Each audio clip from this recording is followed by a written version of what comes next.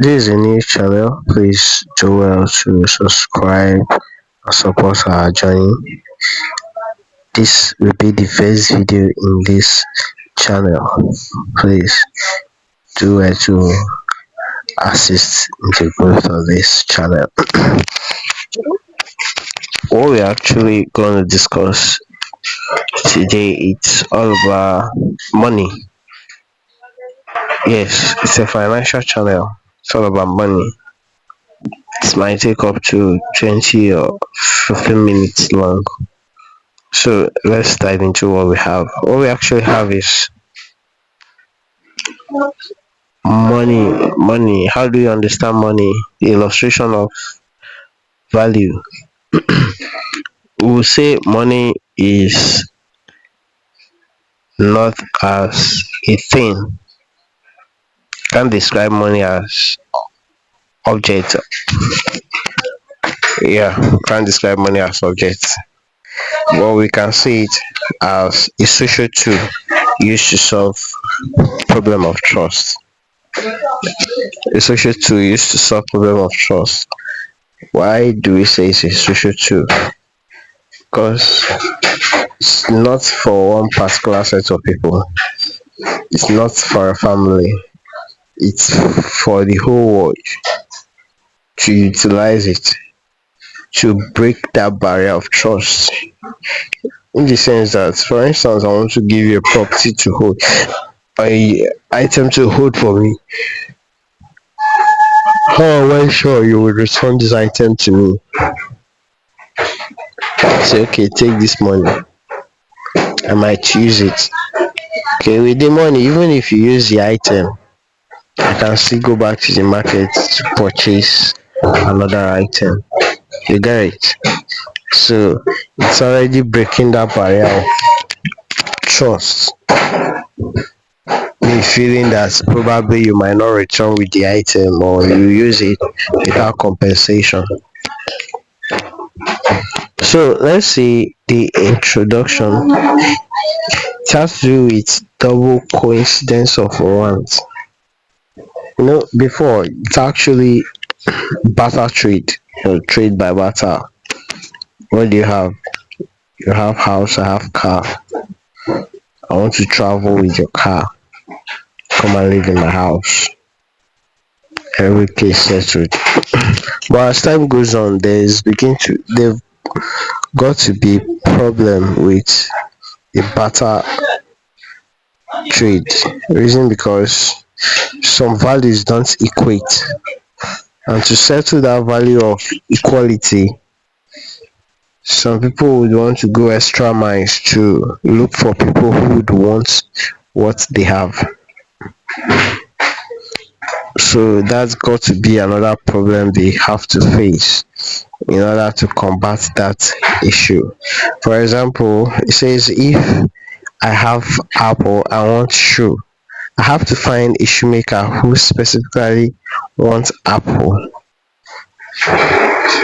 at this exact moment. So if, for example, I have apple and I have a shoe that I want to give out, what if I didn't see somebody that makes shoe?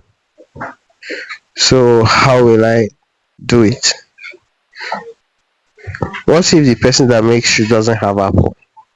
So that is where all the issue of trust and availability comes into play. So how did money combat this challenge?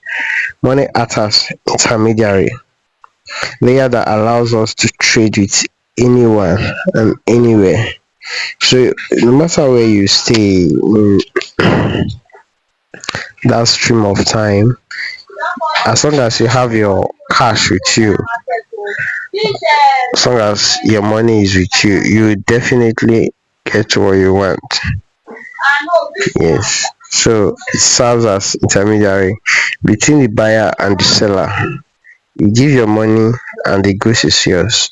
So it has been able to combat that issue of barter where you have to look for everybody who has what you want first before you can give out what you have.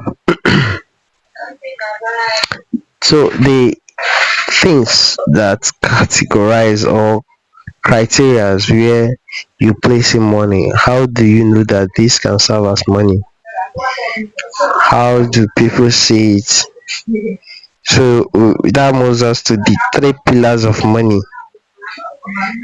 For some time, for something to be considered as money, it must satisfy these three scientific criteria.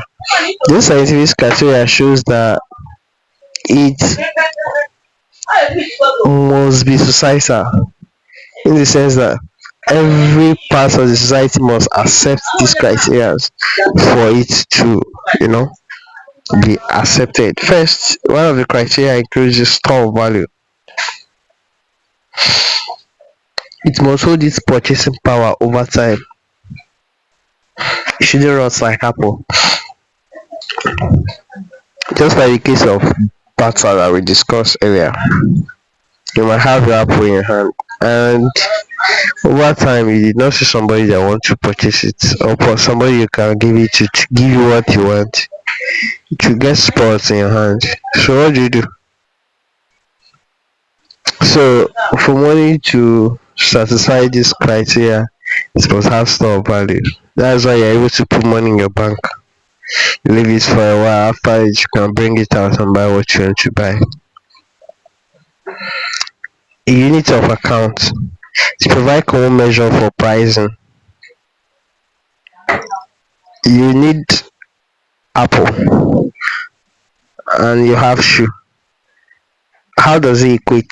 So if somebody wants to give you apple, how long will the apple stay in your hand? You eat it and it's gone. But the person you've given your shoe can wear it for years. So can you say the value is equal?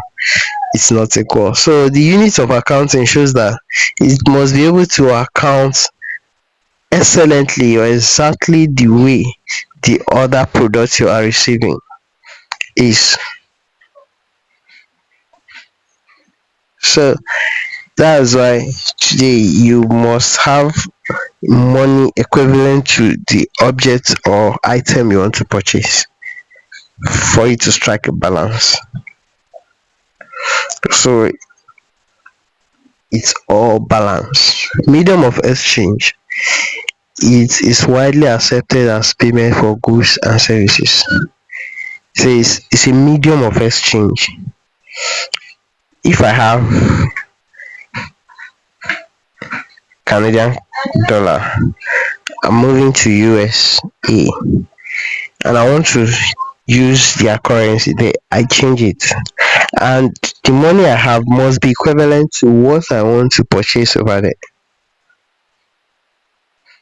But the fact still remains that as long as it's money, it's money. There must be a balance.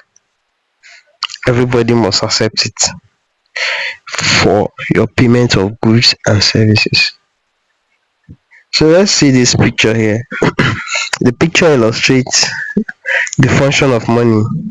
First, medium of exchange. Somebody must bring money to purchase what they like and what they love.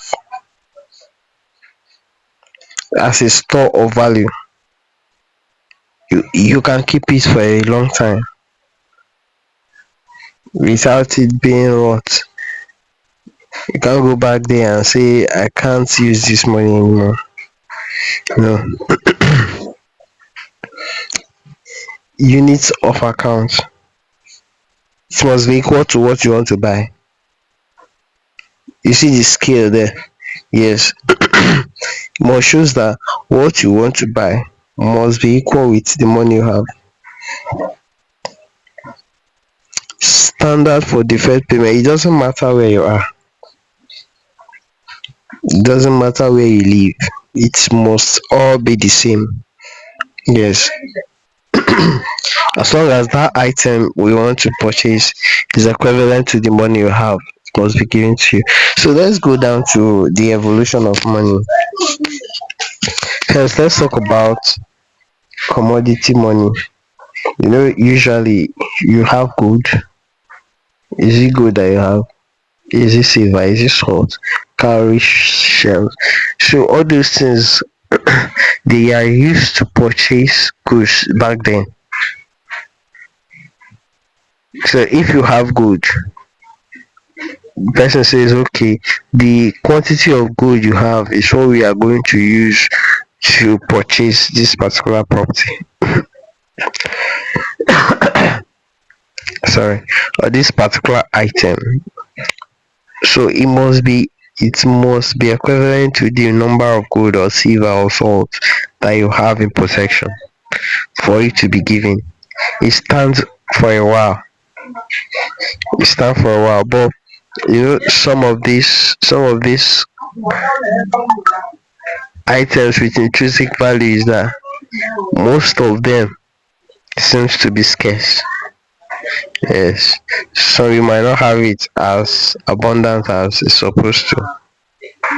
Having it abundant does not mean it has to lose its value, but it shows that it must be unique to what you want to use it for.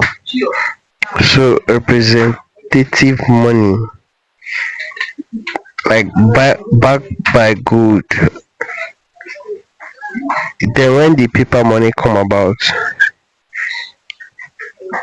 it has to be designed in a specific way in the sense that if maybe it's backed by gold or backed by salt or backed by copper, whatever thing is backed up with, it must be equivalent to that.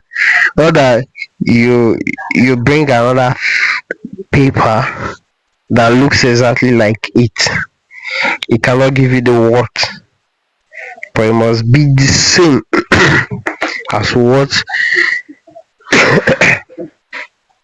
or as commodity that is being backed by. So it must be as the same as the commodity on which it is being backed by. So here we have the fiat money. That is our current era. That is our present era now. It says money that has no intrinsic value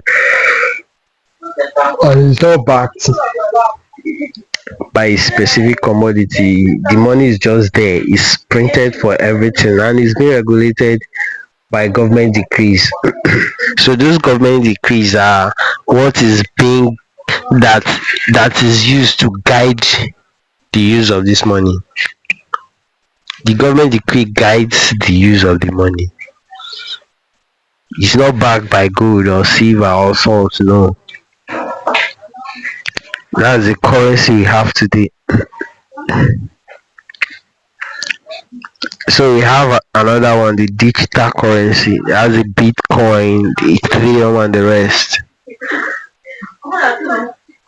So those ones are being designed with a digital code to make sure that it is being used for transaction in a specific way. Usually because not everybody have the technical know how to use it. That's why you see that back 2010 somebody was giving certain amount of Bitcoin, not knowing how to use it because of it. He exchanged it to a visa. Then after a while you find out that it has grown in value. This is because this person don't know how to use it, what to use it for, and the value is equate at that particular time. Believing that if he has that mindset, maybe he wouldn't have given it out in such manner. So let's look at the characteristics of good money. How do you know this money is good? Why do you use gold or paper instead of land or sand? First, good money must be portable. So you have to be able to carry it from one position to another. Yes, you have to be able to carry it from one position to another. Divisible in the sense that you buy something, you expect your change if the money you give is more than. Unlike the barter trade, you give him a shoe, he give you an apple. What change will he give you to equate the standard of a shoe? You understand? So you check all these things before you say these things, these characteristics can be tailored down to money. Another is scarcity. It if it goes on trees, it has no value. Don't forget, it has to be regulated by government in order for you to use it properly. If it's overabundant, you find out that the way you want to use it will not be the way it will be used. People will have it in abundance, it will lose its value. Another one is fungible. Every unit must be identical to every other unit. Not that $20 will now worth $30 when you go to another location. No, it has to be the same wherever you are. And secondly, the bills that $20 should be the bill that $20 will pay. Not that you give me your house rent, I you're my tenant, give me your house rent of $100. I'm not able to use that $100 to pay exactly the thing that $100 is supposed to pay. So you see, the that's where the concept of trust come. It must be equal to what you want to buy. The most important takeaway of this part of the lecture, well, that I'm trying to put out there, is that money is a collective story, in the sense that it must revolve the way it evolve. The way it's expected to work is the way it must work, in order for everything to be a situation whereby the money you give out or the money you receive is far far below what you expected to it's expected to purchase. That is where you come about hyperinflation. Money becomes just like paper.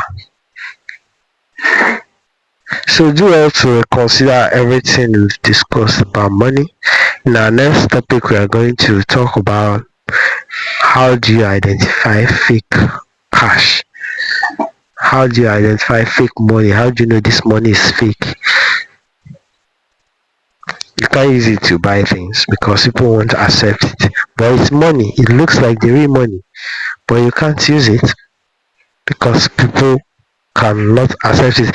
And if they should accept it and find out that it's not real money, what are the consequences that could be involved? What consequences could it attract if it happens that way?